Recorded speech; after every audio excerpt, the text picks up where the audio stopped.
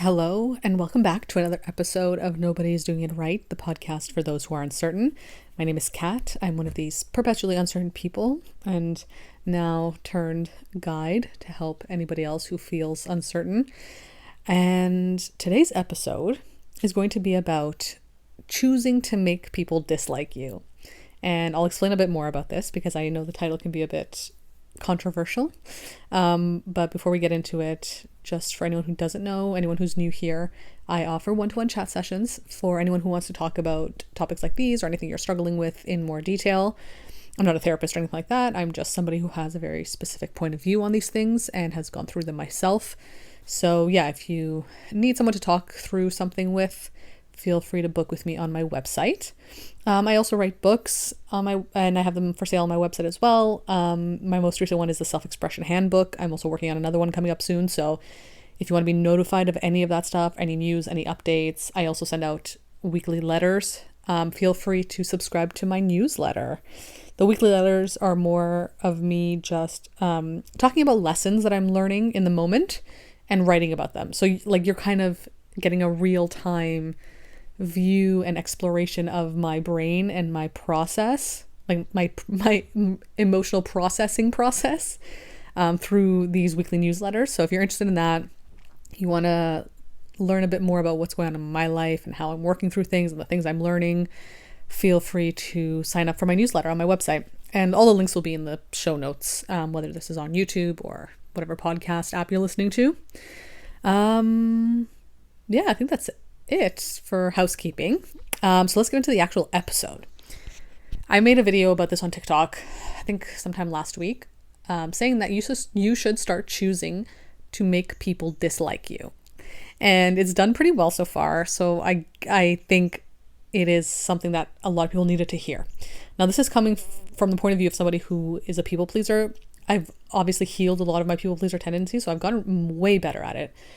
And I've learned that this is the best way to really combat those people pleaser tendencies. So this title is directed to anybody else who feels like they are a people pleaser. Start choosing to make people dislike you means that in conversation with anybody, any kind of environment where there are people around and you have these impulses to please them, whether that be through doing things for them, giving too much of yourself, agreeing all the time, being really nice, hoping that people will be nice back to you or give you things in return for it, or you're just maintaining a level of safety and security and there's not going to be any confrontation or struggle. When you do that, you are basically giving away a lot of your power and you're telling yourself that you have to overcompensate through people pleasing as a way to just show up in the world and exist. And so I've learned, and the way that I've best dealt with my people-pleasing tendencies is I've done the opposite of those people-pleasing impulses. Okay, and also, as a note, I've learned that the best technique to solving a lot of these struggles, whether it's people-pleasing, whatever, is to go and do the opposite of what your impulses are. Now, I'm going to talk a bit more about this in future episodes for sure. Right now, we're going to focus on this people-pleasing one, right? Doing the opposite of what your impulses are telling you to do. For me, my impulses always tell me to do in conversations with people is to be agreeable, is to, not argue or not state what I want instead, or like what I like, or if they say something that they like, for me to just disagree with it. It doesn't have to be confrontational or anything. It doesn't mean that I have to disagree and it has to become a whole argument or whatever. I just mean saying something that is the opposite of what they believe or think or want, if it's what feels aligned for you. So if someone says, say it's a friend or somebody, right? Oh, we should really go to this place. They have really good cakes and I really love their carrot cake and it's so good. You have to try it.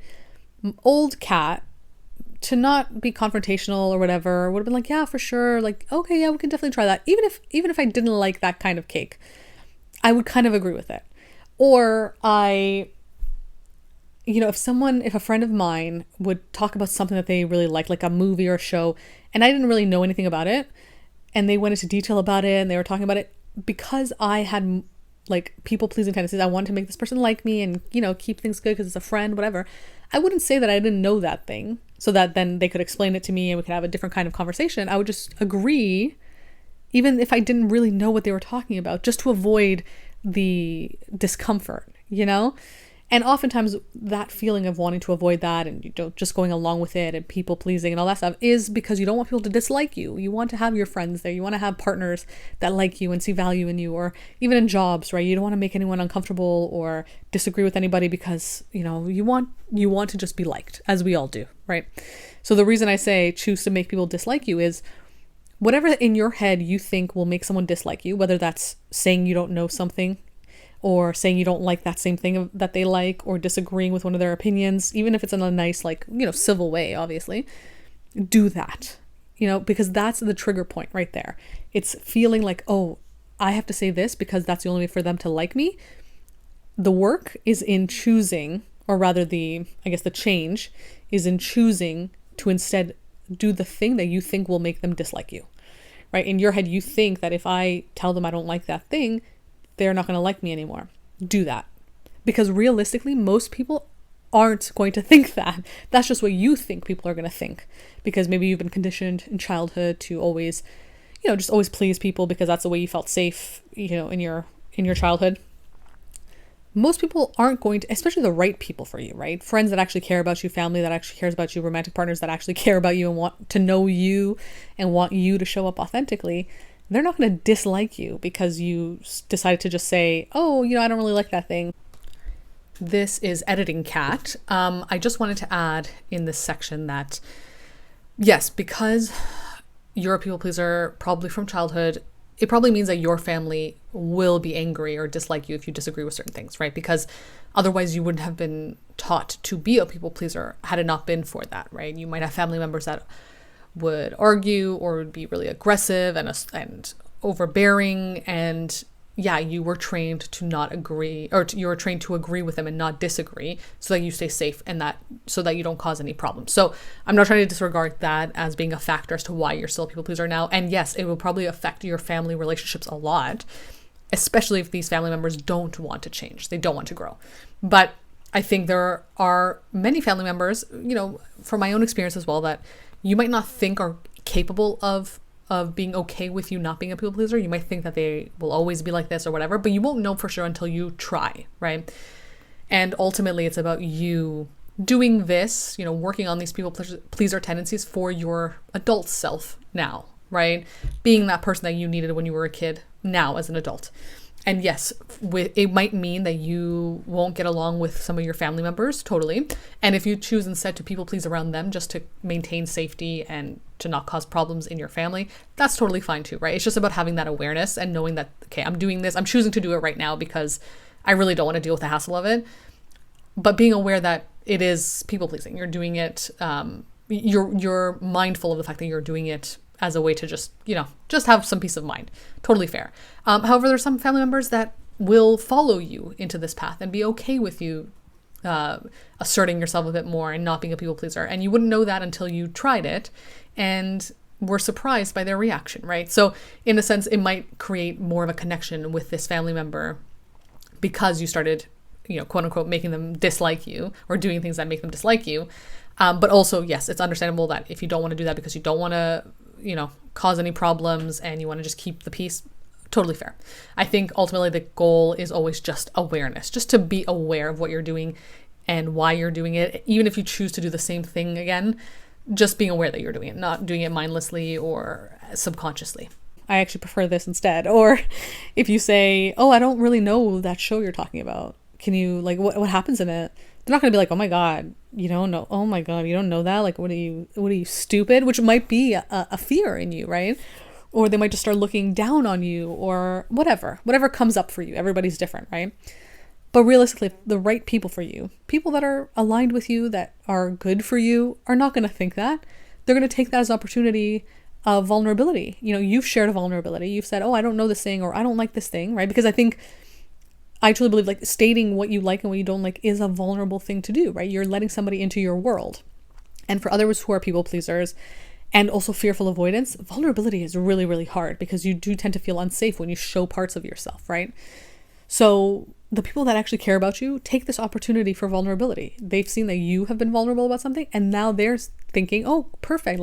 This is a perfect opportunity for me to return this vulnerability and say something that I also don't like, or to go into detail about how much I like this show and be nerdy about it, which something maybe they felt uncomfortable saying or doing beforehand. But when they saw you do and you, expressing your vulnerability in this way, they felt comfortable doing it. So something that you thought would make someone dislike you is exactly what is making people like you and connect with you better. And this is the biggest lesson I've learned when it comes to people pleasing. That's the key component to actually reprogramming your people pleasing beliefs and turning it into, okay, how do I actually show up authentically as myself for myself and find the right people for me, right? It is in deciding that you're going to choose to make people dislike you, in the sense, again, not going out of your way and going against your morals and your values and being, an awful person on purpose. Not at all, obviously.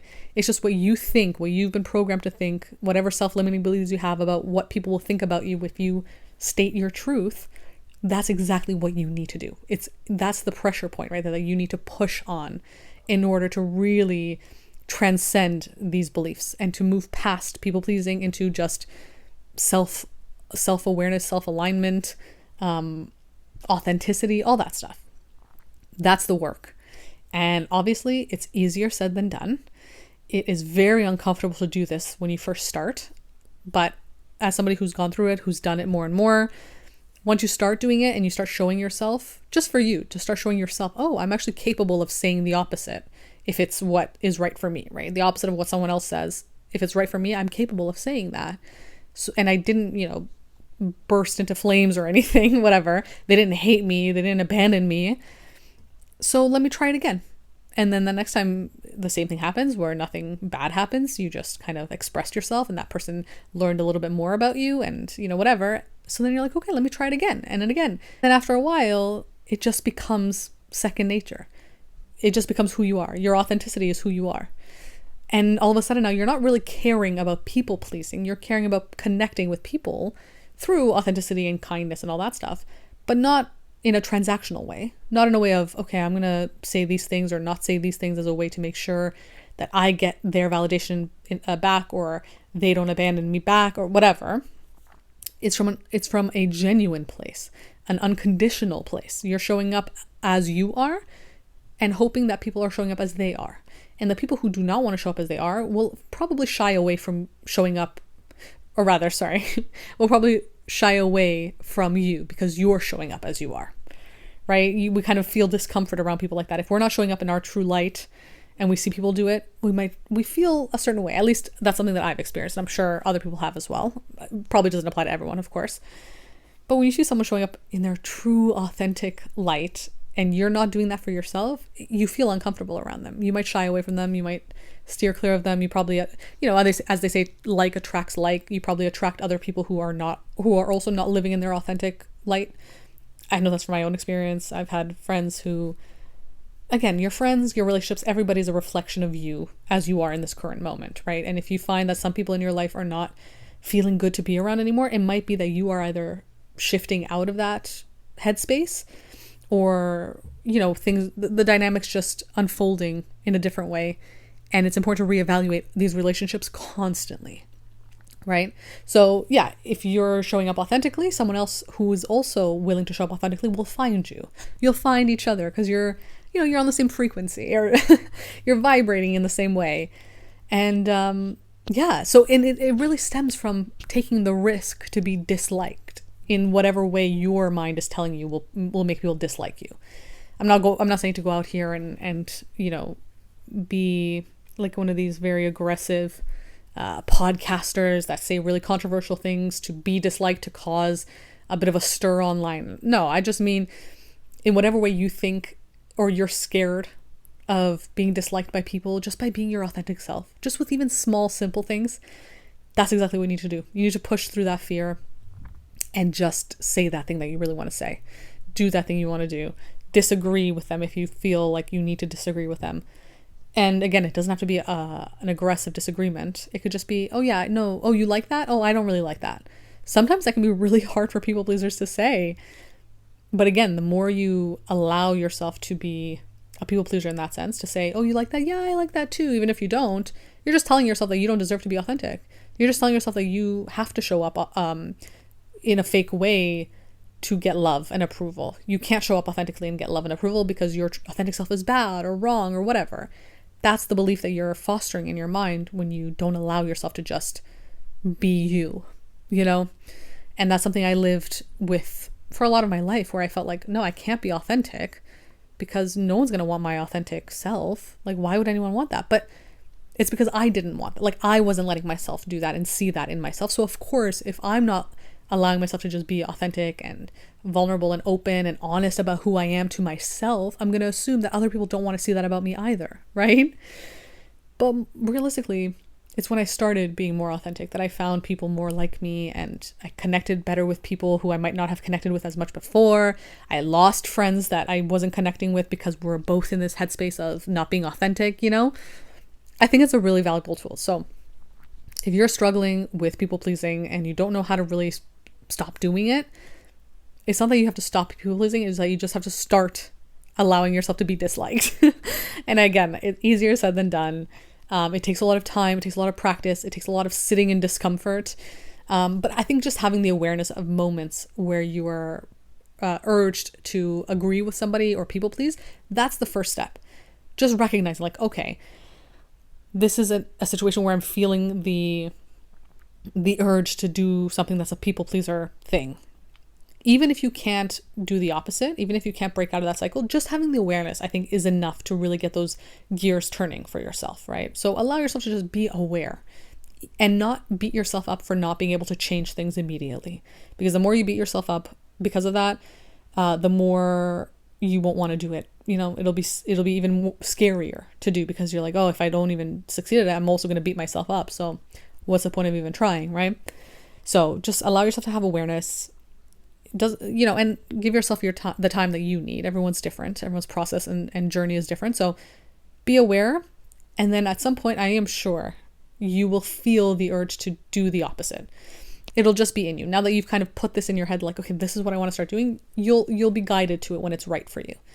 And then and it'll be uncomfortable. So you will have to push yourself a little bit, but I think you'll be close to the edge already when you're finally ready to step into this, right? But you'll be on the edge. You'll have to give yourself a little extra push because it'll be uncomfortable. But once you do that, you've immediately now changed your programming. You've changed yourself to show, like, oh, actually I can be somebody who disagrees or does things that I think will make me disliked.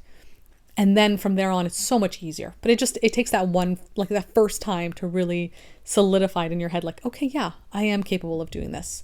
Let me see how many more times I can do it. Let me see what feels right moving forward. So yeah, I hope this was an interesting and insightful episode for you. Again, if you want to sign up for my newsletter, you can do that below. I am having a lot of fun with it right now. I'm being really consistent, which I'm happy about. And it seems to be enjoyed by a lot of people, which I'm also really happy about, and allows me to be a little bit more creative with my writing because it is, it's creative nonfiction. It's not like how I talk about these topics and things on my TikTok or my podcast, which is just me speaking as I do. I get to have a little bit more fun with language in these newsletters. So yeah, again, if you enjoyed this episode, please leave a review, some likes, follow me, and I will be back again next week with another one.